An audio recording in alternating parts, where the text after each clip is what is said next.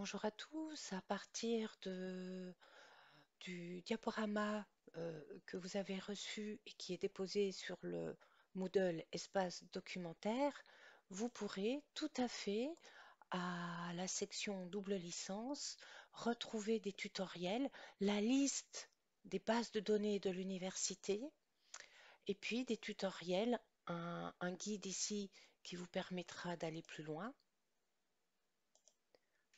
Voilà, avec un sommaire interactif qui vous permettra de rechercher dans un langage libre ou dans un langage contrôlé, notamment avec le mesh. Et vous avez un accès aux bases de données. Donc là, bien évidemment, vous trouvez Kern, Clinical Key Nursing, S, vous trouvez Science Direct, où vous retrouvez des, des études scientifiques, qualitatives, quantitatives. Sur Clinical Key Nursing, je vous rappelle que vous avez la revue francophone internationale de recherche infirmière, donc avec des études aussi mixtes, quantitatives, très intéressantes, et Kern avec peut-être plus de recherche dite qualitative. Et vous avez c'est des bases de données éditoriales, et PubMed, vous l'avez qui est une base de données bibliographique, avec un accès direct pour les universités, les étudiants pardon, de UPC, Université Paris-Cité. Alors quand je clique sur PubMed, ben, j'ai un accès. euh, euh, alors, si j'ai déjà rentré mon identifiant en allant sur Moodle, je vais tomber directement sur cette page-là, auquel cas je rajoute mes identifiants UPC. Et quand je suis là, donc ce petit tutoriel, on va rechercher un petit peu des articles de manière intuitive, comme ça, en tâtonnant. Voilà, on est dans le tâtonnement documentaire. Donc je fais rechercher. Je suis en langage libre, néanmoins contextualisé bien évidemment dans le champ médical. Donc à partir de là, bah, je vois 8000 résultats. Donc l'idée, bien évidemment, comme toutes les bases de données, on va jouer avec les filtres. Donc là, par défaut, il ne me met pas le langage. Je peux mettre français, je ne vais pas le mettre tout de suite, parce que je vais mettre en free full text. Ce qui indique, alors j'ai 207 résultats, c'est quand même voilà, beaucoup plus raisonnable pour rechercher un article qui pourrait m'intéresser. Alors j'ai mis soins infirmiers, donc il a associé les deux termes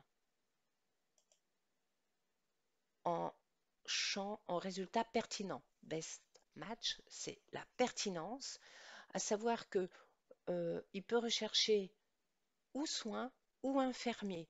D'ailleurs, quand il associe en mots-clés en gras, c'est bien significatif qu'il a pris en compte soins et infirmier, et pas ou. Ça, c'est ce qu'on appelle les équations de recherche. On verra ça dans un autre tutoriel avec le langage contrôlé du Thesaurus Mesh. C'est important à savoir quand on va sur une base de données. Donc en soins infirmiers, il me dit bien que j'ai appliqué le free full text, je pourrais enlever ce filtre. Donc là, j'ai quand même 207 résultats. Pour autant, je cherche quelque chose, mais je suis quand même dans le vague. Je ne sais pas si c'est des études, et je n'ai pas le sujet, donc je vais voir plus de résultats pour... Alors la revue Soins, ce n'est pas une revue d'études, voilà, mais c'est une revue avec une approche clinique qui peut être intéressante, mais ce n'est quand même pas le type de revue que je cherche. C'est quand même intéressant d'avoir la connaissance de l'ensemble des revues en soins infirmiers et en français susceptibles d'apporter des résultats d'études quantitatives, qualitatives. Donc pour cela, je vous invite toujours à partir de Moodle espace documentaire, bien évidemment, à connaître vos revues. Donc vous avez toujours les étapes de la recherche documentaire, faut pas hésiter du tout.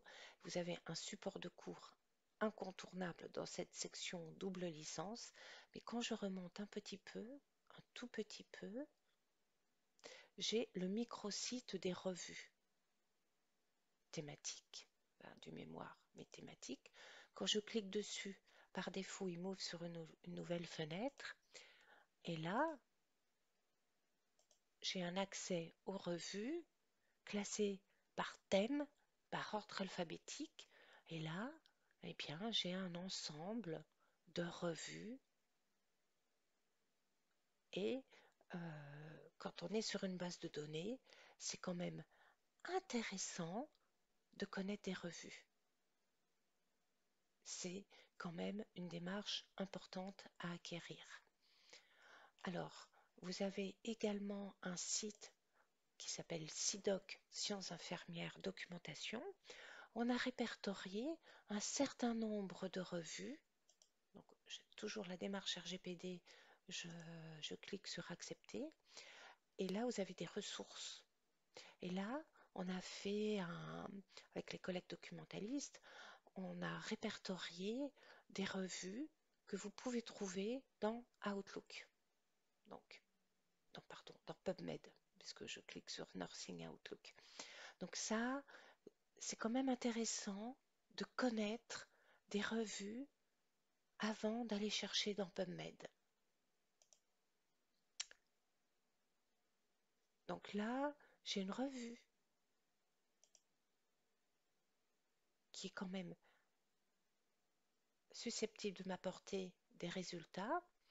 Donc là, je ne suis pas sur une étude, mais cette revue qui peut proposer des études me propose un article que j'ai en format HTML. N'oubliez pas que sur les bases de données, quand vous avez les guillemets, vous pouvez copier.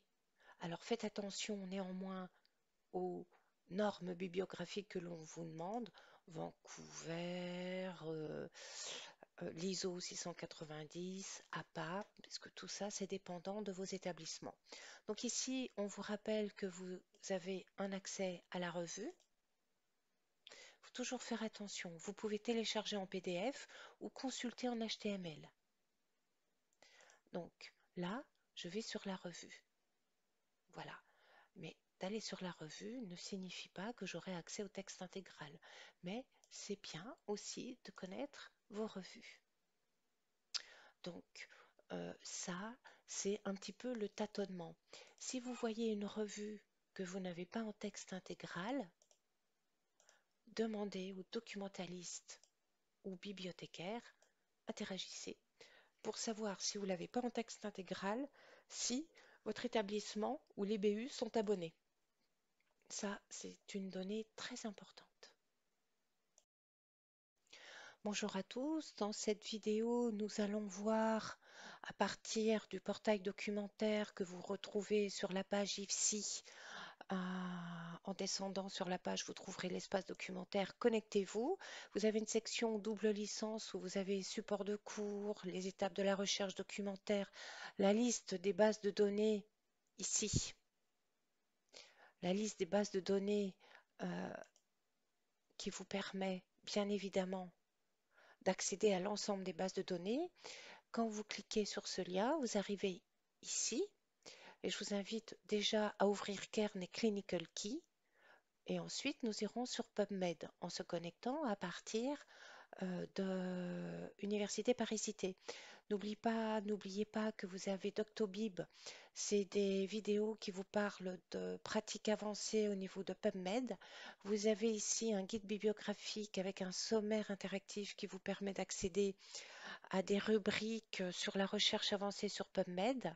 Et je vous ai rajouté des choses, notamment sur le parcours documentaire de la donnée de recherche sur Internet.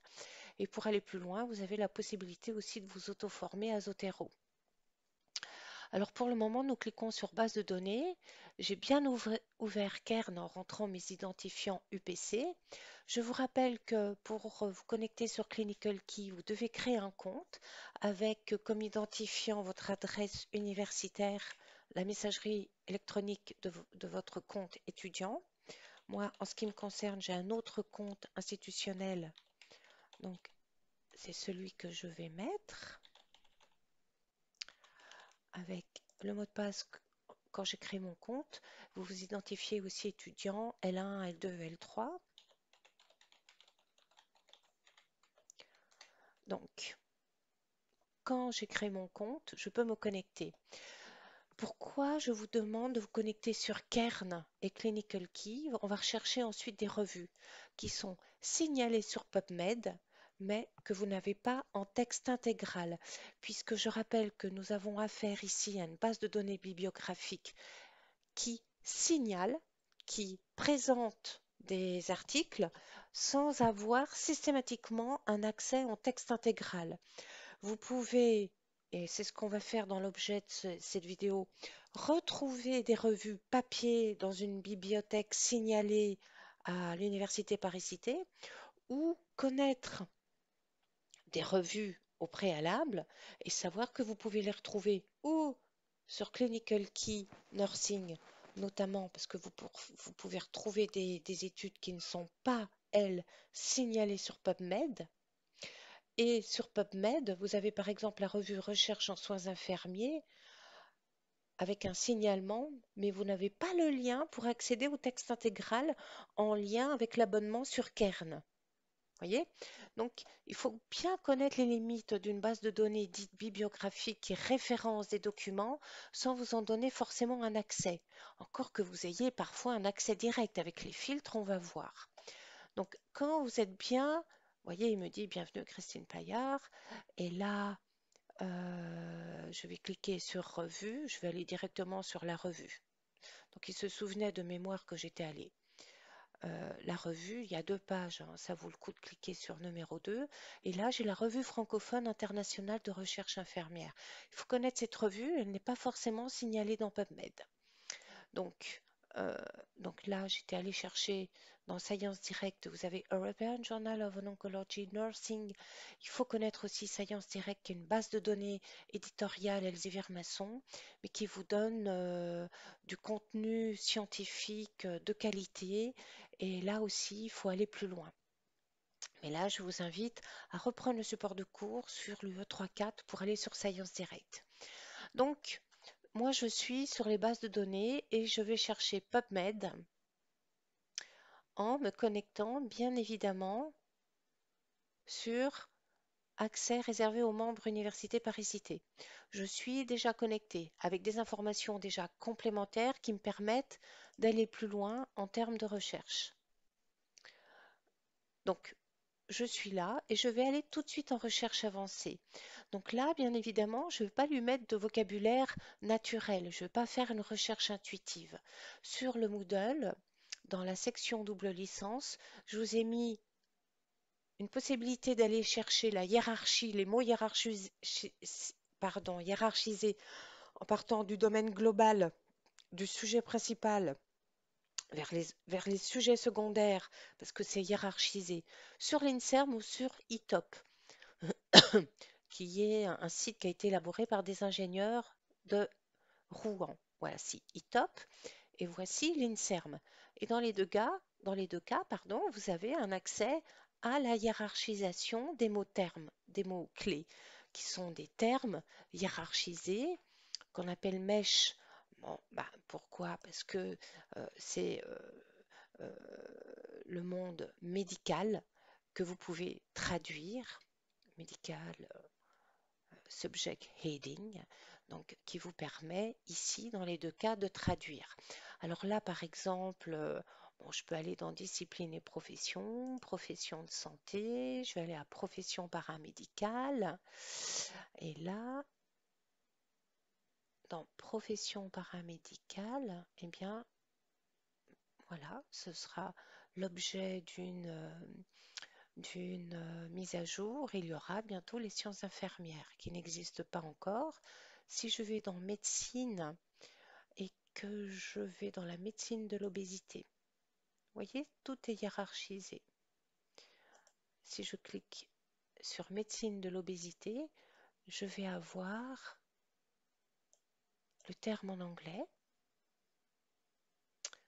la date à laquelle on a rajouté le terme, et voir, il vous renvoie aussi à d'autres descripteurs. Qui dit descripteur dit, dit contenu, publication, quelle qu'elle soit, derrière ce terme. Alors, je vais remonter profession de santé, je vais remonter la santé et je vais aller vers les maladies. Et je vais lui demander de me rechercher une tumeur. Et une tumeur, voilà, j'ai plusieurs types de tumeurs et je vais mettre les états cancéreux. Donc là, dès que j'ai un petit plus, j'ai du développement. Et là, je vais aller chercher, par exemple, dysplasie du col utérin. J'ai encore des mots termes qui vont caractériser. Donc, pourquoi pas aller jusque-là?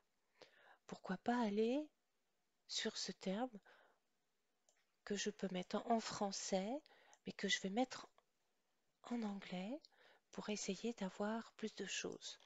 Et là, je vais rentrer mes termes, mais je vais les ajouter pour que chaque terme soit pris collé. Sinon, il va chercher squamous, cervix, et là, je veux qu'il les attache. Donc, je fais rechercher.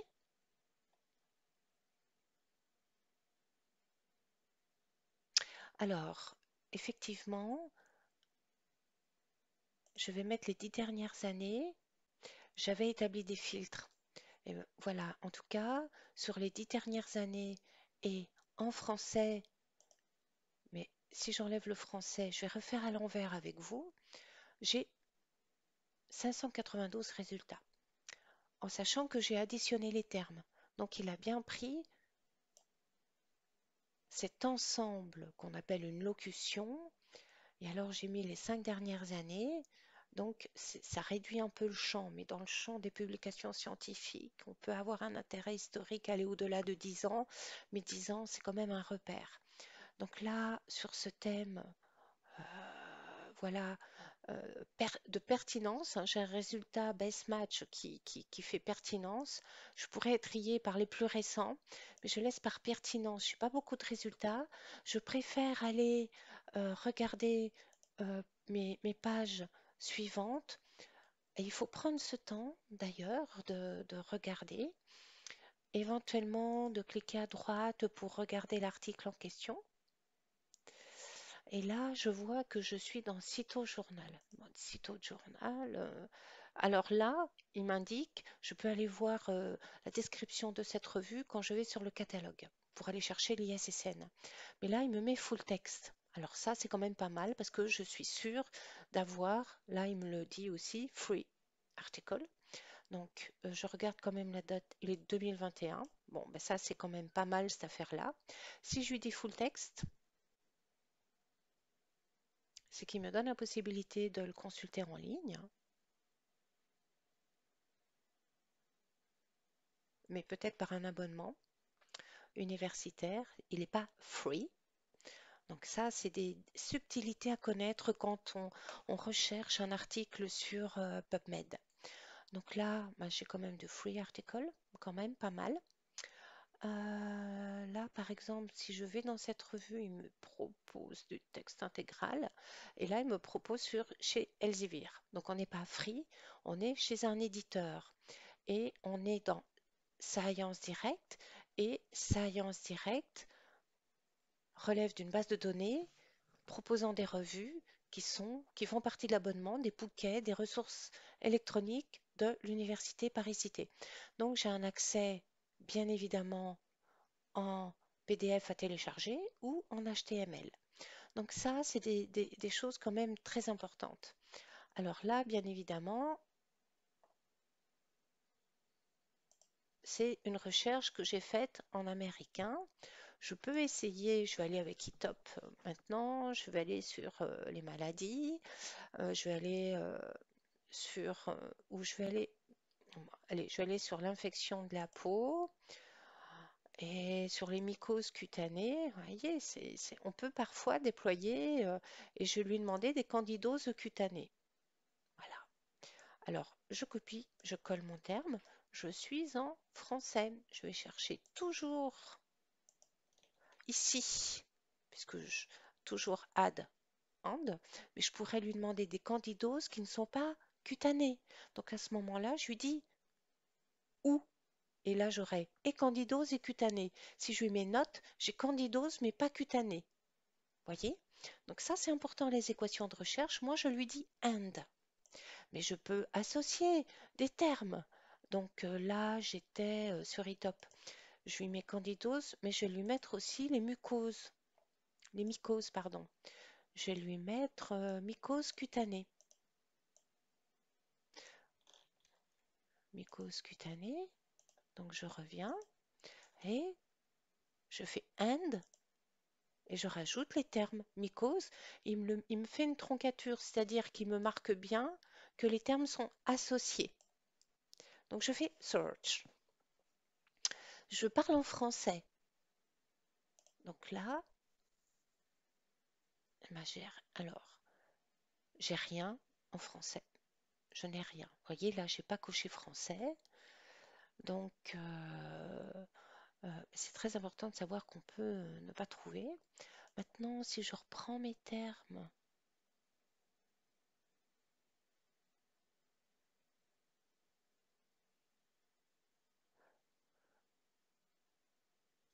je vais retourner sur le mesh. Et là, je vais retourner sur le mesh.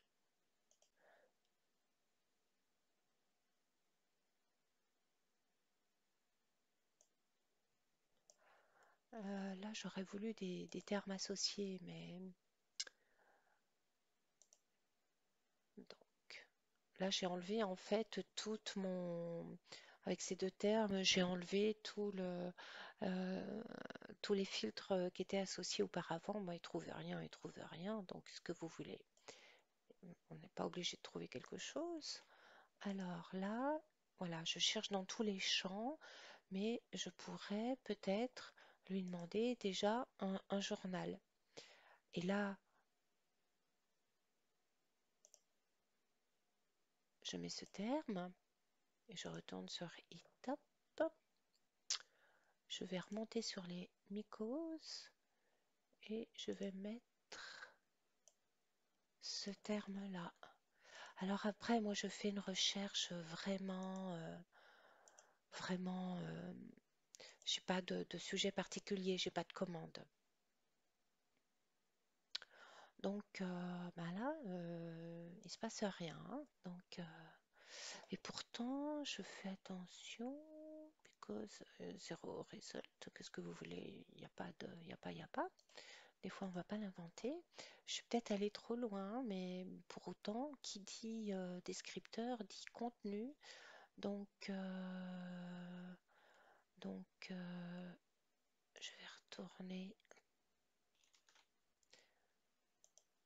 Je vais mettre add search, lobomycose. C'est-à-dire que j'ai mis mes termes. Donc là, voilà, sur un seul terme, il va trouver. Pourquoi? Ben, en tout cas, j'ai associé trop de... C'était trop précis. J'aurais dû prendre une association et pas en... Mais il faut pas se priver d'en mettre plusieurs et après de remonter plus large. Donc là, on n'a quand même pas beaucoup de choses. 5 résultats. Mais vous voyez, c'est important peut-être de pas trop associer de séries de mots-clés, que la troncature, elle soit quand même un peu légère. Mais parfois, il faut associer des termes. Donc, en tout cas, par exemple, donc là, je suis en French. Donc là, pourtant, moi, j'aurais voulu quand même, il m'a gardé mes filtres. Donc, je vais aller là. Je suis sur annales de pathologie. Et là, regardez, j'ai pas de proposition. Je ne l'ai pas en texte intégral et je ne l'ai pas mis dans mes filtres. Alors là, je vais aller chercher la revue. Donc je clique sur le catalogue et je vais aller chercher la revue en ISSN en papier.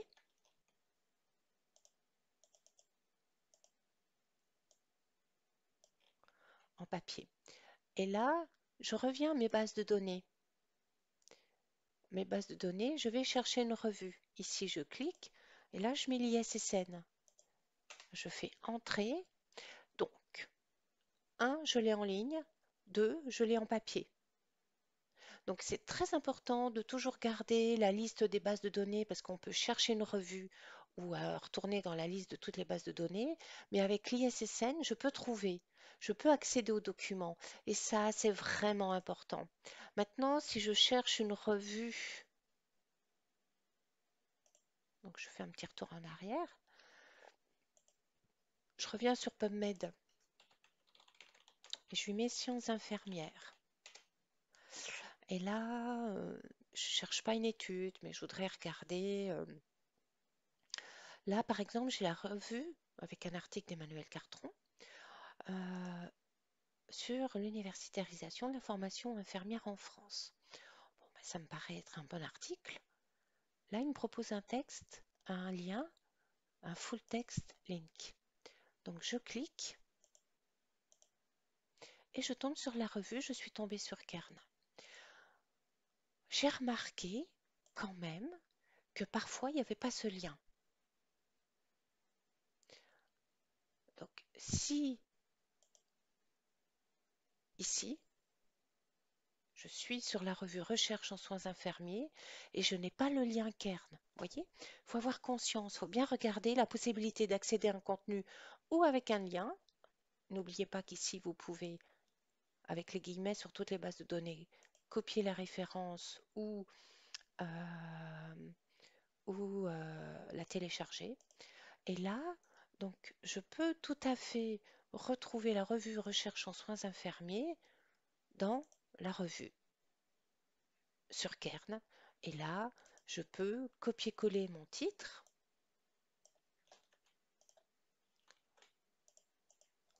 Je fais Entrée.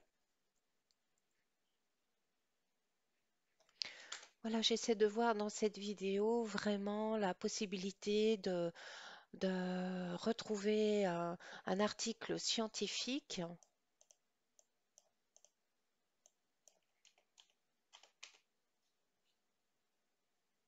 Voilà, donc il me l'a retrouvé. Mais il faut connaître quand même, il faut connaître certaines revues et il faut savoir jongler entre les bases de données bibliographiques éditoriales, soit avec les liens, soit avec l'ISSN. Donc, toutes ces informations sont très importantes. Il faut savoir gérer, aller un peu à l'aventure d'une liste de mots-clés contrôlés comme le thésaurus et le MESH à partir de l'INSERM ou ITOP, savoir rechercher d'une manière intuitive ou savoir utiliser la recherche avancée. Parfois, il ne faut pas être trop pointu. Voilà, vous voyez, j'ai associé deux locutions que j'ai associées. Ben, il ne m'a rien trouvé, c'était beaucoup trop pointu. Il ne faut pas hésiter à ouvrir les champs. Je vous souhaite une bonne recherche sur PubMed.